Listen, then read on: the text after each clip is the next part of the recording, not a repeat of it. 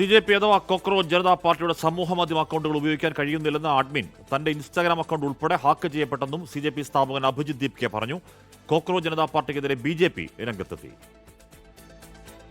CJPയുടെ Instagram അക്കൗണ്ടിലേക്കുള്ള തന്റെ access നഷ്ടപ്പെട്ടെന്ന് X അക്കൗണ്ടിലൂടെയാണ് സ്ഥാപകനായ അഭിജിത് ദീപ്കെ അറിയിച്ചത്. വീണ്ടെടുക്കാൻ നിരവധി തവണ ശ്രമം നടത്തിയെങ്കിലും സാധിച്ചില്ലെന്നും അഭിജിത്ത് പറയുന്നു.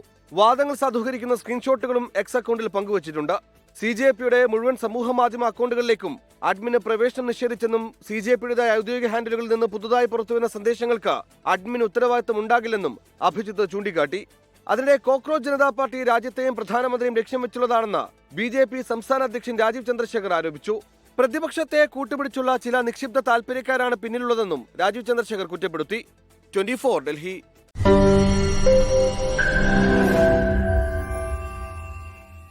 ലോകത്തെവിടെയായാലും ഏത് സമയത്തും 24 വാർത്തകളും ഓഗ്മെന്റഡ് റിയാലിറ്റി പാക്കേജുകളും എക്സ്പ്ലെയിനറുകളും വിശദമായി കാണാൻ ഞങ്ങളുടെ YouTube ചാനൽ നിങ്ങൾക്ക് സബ്സ്ക്രൈബ് ചെയ്യാം.